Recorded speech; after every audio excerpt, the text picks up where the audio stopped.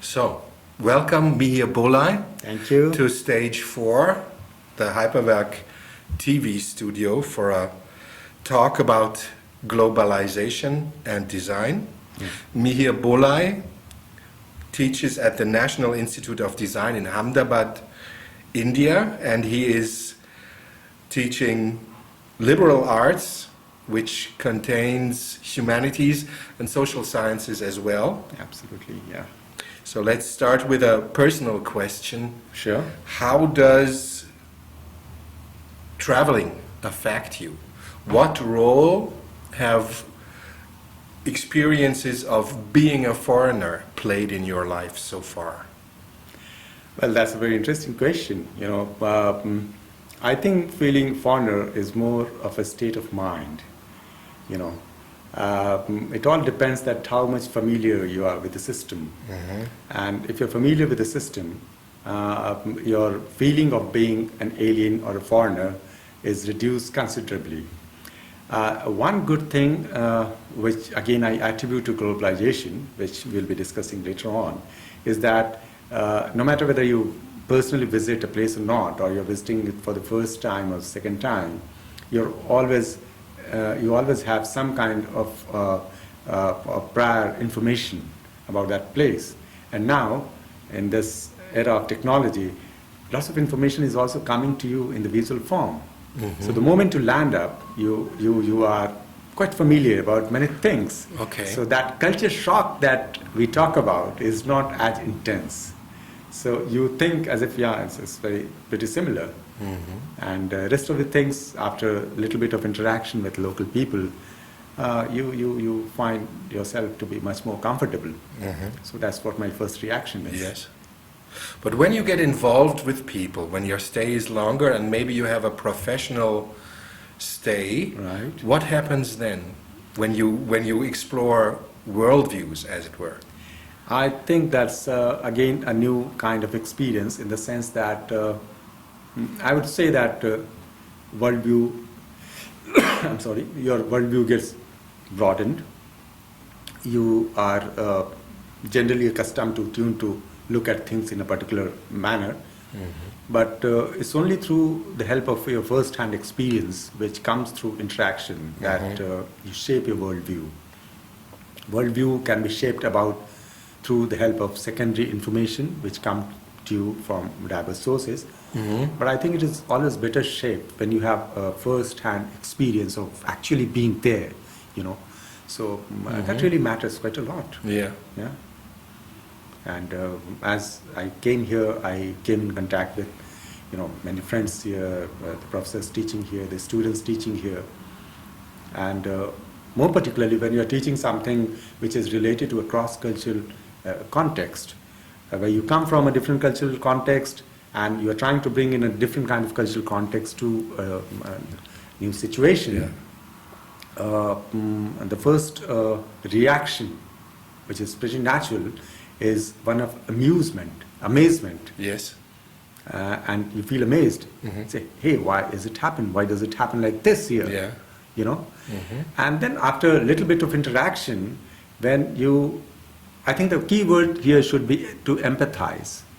Once you empathize with each other, you are in a much better position to develop understanding. And once you develop understanding, then you find that as human beings, things are pretty similar and common. So that is something which comes to my mind. Systems may be different because each culture evolves its own system. But at the level of, basic level of being a human being, I think our emotions, our feelings, our sentiments are pretty alike. But aren't there experiences of being lost, of not being understood? I mean, you talk about the positive aspects and of being welcomed. And but sometimes amazement and even laughter are also indications of some incompatibility, where people conceive of things very, very differently, and it is you get to feel that there is a border to be crossed. Well, I think it all depends on the mutual understanding that that actually exists between two diverse communities and people when they come in contact with each other. These things are pretty common. Not that it only happens when I come to Switzerland or let's say Europe from Asia, which is a different cultural zone altogether. You come here and then you find things very different. But I feel that these things are also work as kind of an icebreaker. When you laugh at each other, when you make fun of each other, initially you feel a little bit, taken aback. But after some time, you see, this is how people are. Okay. They don't always mean to offend you. Maybe, I'm not saying that they never mean to offend you. Yes. They do mean to offend you, but these situations are not as much. And particularly when I can say with some sense of confidence about Switzerland, that people are much more warm and welcoming here. So I never felt that kind of a problem here. So were there travels when there were more problems, or when I've also been to other parts of the world, been to Southeast Asia, Hong Kong, and other places.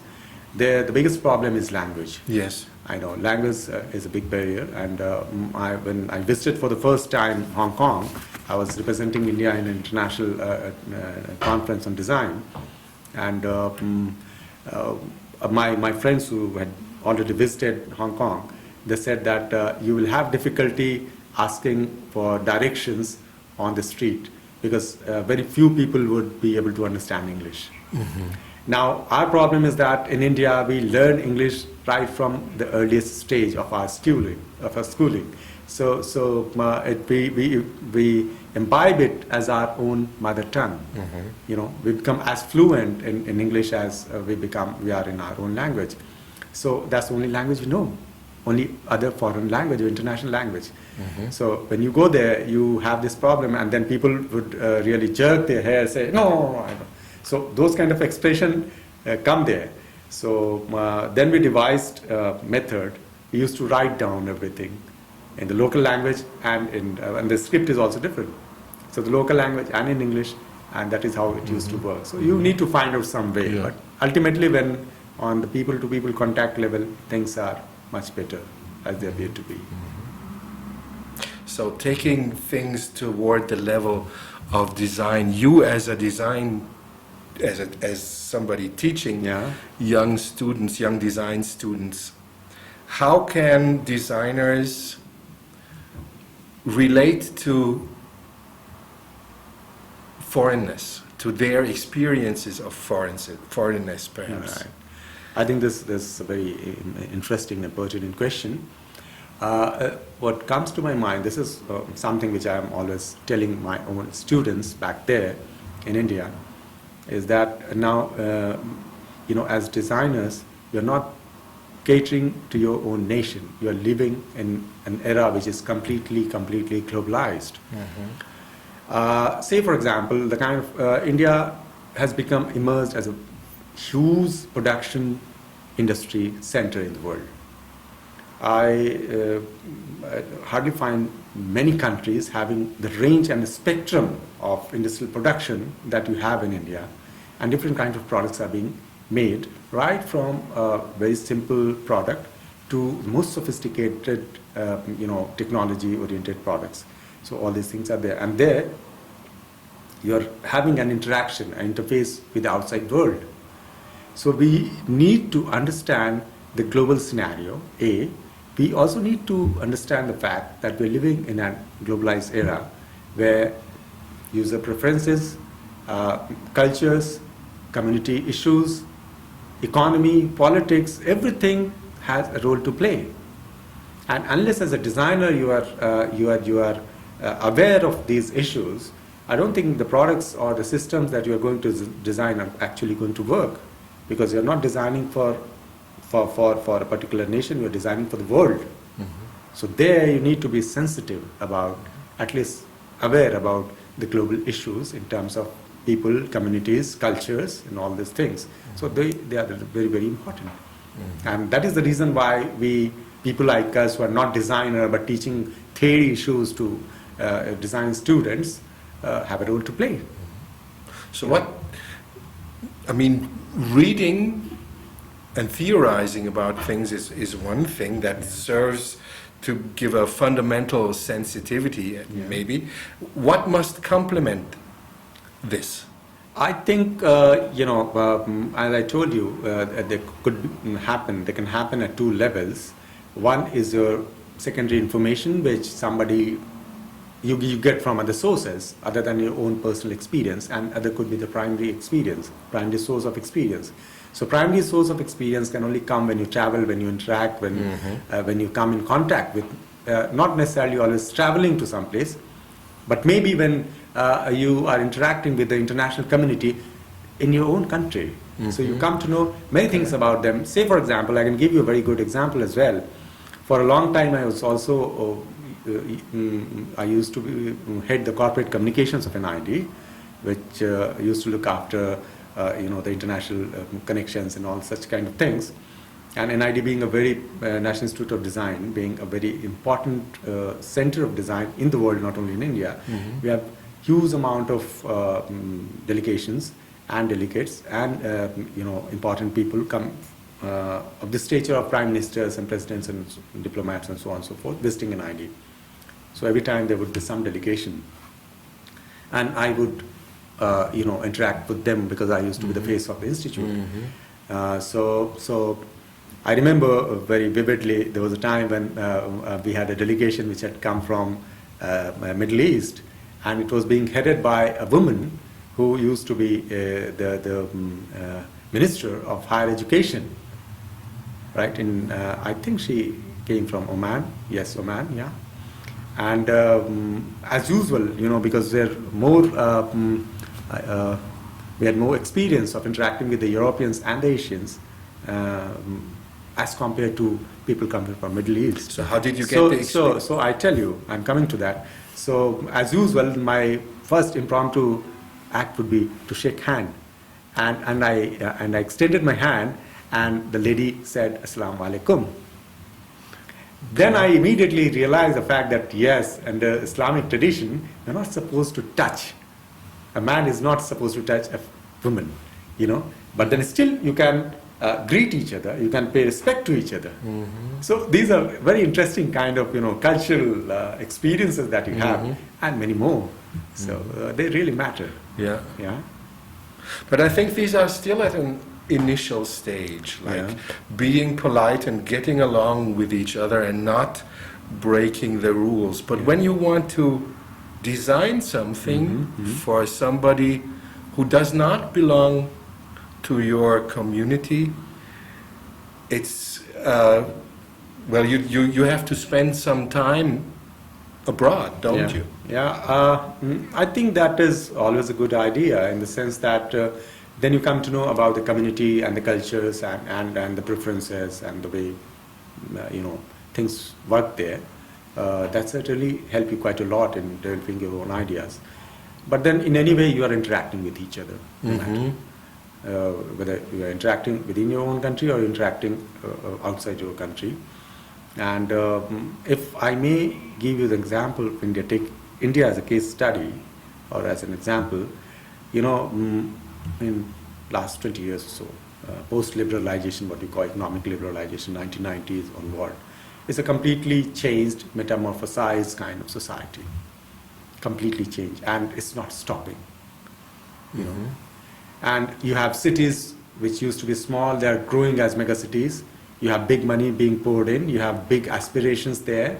You have people who are internationally much more aware, and they are not Indian citizens anymore. Their nationality may be Indian, but in their approach they are all international citizens. They are well versed, they have extensively traveled, So that has brought in a new kind of culture in India, which reflects in many things, in your communication, in your design, in your technology, and many more things. So I think that is something which is also helping design as a profession, because we are getting exposed to each other. You also have lots of trade fairs going on in Delhi, in places like Delhi and Mumbai, where you have international auto festivals, like you have one in Frankfurt, you also have one in Delhi, you know. So these kind of things are making the world a truly international experience stage. So then it would be difficult to find experiences of foreignness, right? Yes, there's a point. There's a point because then you tend to lose your original identity. That is another dimension of that, which as a social scientist probably I can think of, because then after some time you might ask this question: who you are? Are you an Indian, or are you a German, or are you a Swiss, or somebody else? Or when you become truly international, in a spirit it is good, but sometimes when you want to go back to your roots, maybe these questions arise. They do, yeah, very much. So how could this dilemma be reflected in design? Reflection is very much there. The question is not about reflection. The question to me, which is essential, is about how to deal with this issue. Yes. And in order to deal with the issue, I think one needs to be aware of the fact that there's a term called glocal. It's a mix of global and local. So you can be global in your approach towards being open, towards being welcoming and open and more giving more space to others. But in your own self, as far as your own personality is concerned, your own thinking is concerned, maybe you can have your own local approach. So I think that's probably the only solution which comes to me at this point of time, that in your approach you can always be much more open and accepting. And there's something very interesting which is part of the Indian cultural ethos.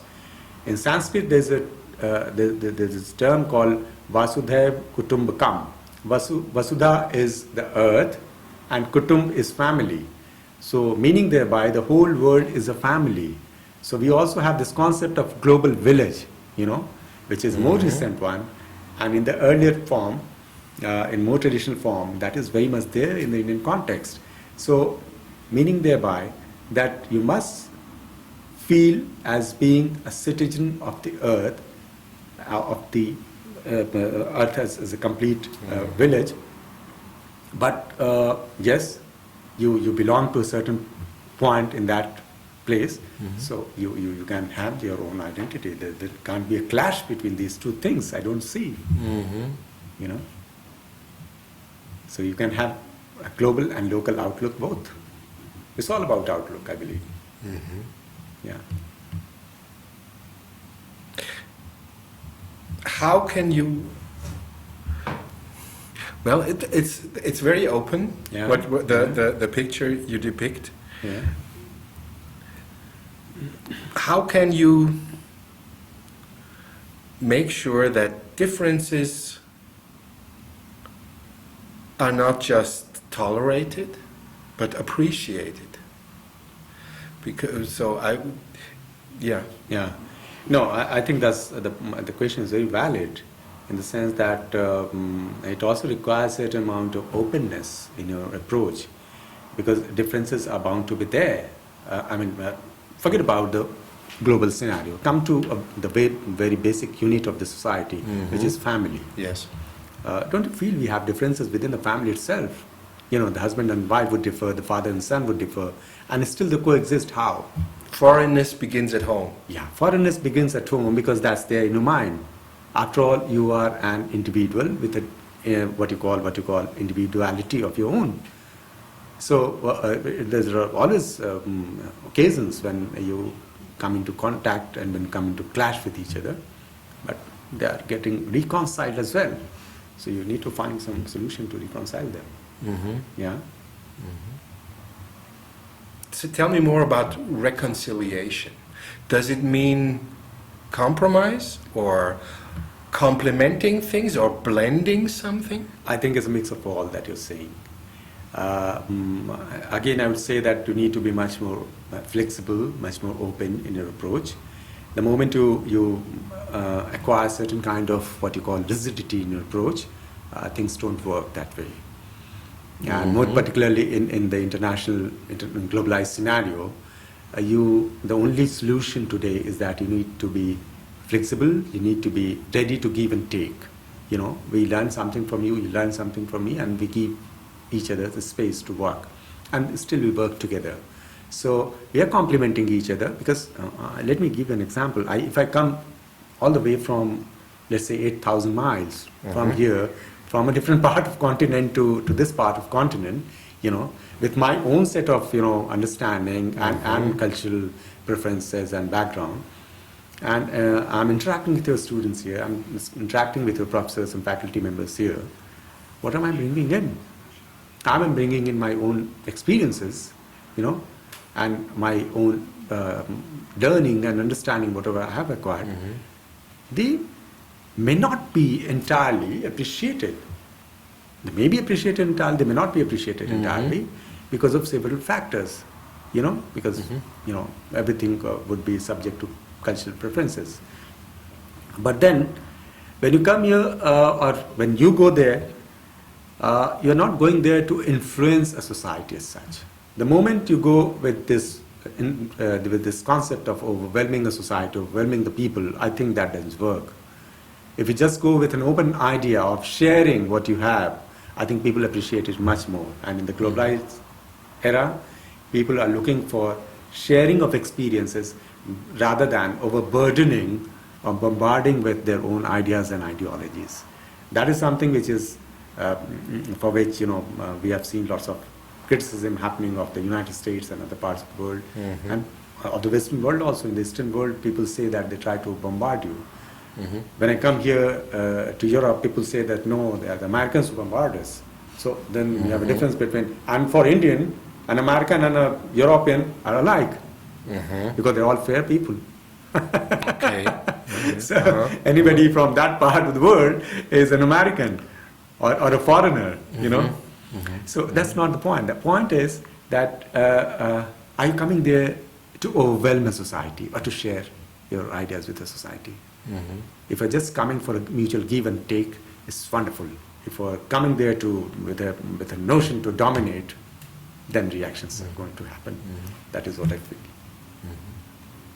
Can you tell me what your students at the NID what are they designing? Well, we have 17 different disciplines of design at NID. Ranging from industrial design to communication design to textile to animation and to the latest technology intensive areas of new media and user interface design and so on and so forth. So there are 17 different designs which are being taught at the undergrad and postgrad levels. And ultimately they have to deliver in terms of some product. Yes. Yeah, so it's more of a hands-on experience, A. It has also been an institution which has been set on the patterns on the inspiration patterns of Bauhaus in Germany, you know, which was from where the design movement started and spread all over the world. So the first batch of, you know, designers, many of them were sent to Basel. They came to Basel and they studied here in some of your premier design institutions, particularly in the field of graphic design. They went back, they started teaching others. You know, and so it started with the training of trainer program, and now after I think 61 it was established. By 71 they launched a full-fledged course in design, and ever since it never looked back. So it is very closely, intensely associated with the industry. So towards the end of the last semester, they have to actually work with an industry on the project which they give them to work on. And because it has become a truly international center, so the students and the faculty are very, very internationally exposed, very, very international. We have intense programs of exchange of students and faculty going on from with different institutions in different parts of the world. So at this point in time, after some inspiration from the West, what would you describe as the distinct mark of, well, not for all of the 17 disciplines, but is there a distinct mark of design at the NID? Indian design, so to speak? Okay. Now, one thing which I can really probably that comes to my mind is that there was an era in the whole movement of Indian design which started from a simple thing like craft. So the tradition of design was looked back into the craft tradition of India. Yes. Now things have moved ahead, much ahead from craft. So within NID or within the overall Indian design education scenario itself, craft has one role to play, and truly industrial design products have a different role to play. Yes. Which are mass customized, mass produced, and things like that. So there you have to be very, very technology intensive. You have to be technology savvy. You have to be aware of the social, cultural, political, and different kind of issues. And yes, of course, your skills, which really matter end of the day. So it becomes a combination of these two. And we are also catering quite a great deal to the uplift of what you call the craft sector in India. So the craft sector should not be left behind because you have different kind of design experiments and different kind of design expressions in the craft sector itself. And I think they're pretty relevant. They're pretty relevant in the sense that they are the kind of products which never look alike. So every time when you are trying to do some experiment in the field of craft, you create something new, which you cannot do under this mass-produced, batch production kind of system, where everything looks alike. So it has its own relevance, that sector has its own relevance. I think we have tried to strike a balance between these two in India. So that is something very interesting. And if you look at the craft products which are now coming up, the new craft products, oh my God, that's amazing. They're amazing. Not because I'm coming from India, but when I myself look at those products, I think there's some amount of fusion which has also worked, because people are now much more exposed. So they know about the sensibility of color, the material, the forms, and all those kind of things, and they're using it. And they also know what foreigner, for them, would appreciate. So if you're looking at products, let's say textile, in terms of the color range, spectrum, Indian spectrum of colors are entirely different. The Western spectrum of colors are entirely different. Their colors are more, either you have black or you have grays or you have shades of subtle colors and all. There on the other side you have colors which are much more vibrant, from red to blue to green to yellow and so on and so forth. So you have a different spectrum altogether. And both of them are produced, And then you have Europeans who come, if they want to have something Indian in their own color preference, they have it there. And if they want to have something which is typically Indian, they have that option too. So even the craft sector has metamorphosized quite a lot. I think it's all because of this exchange, which is happening between communities. Sure.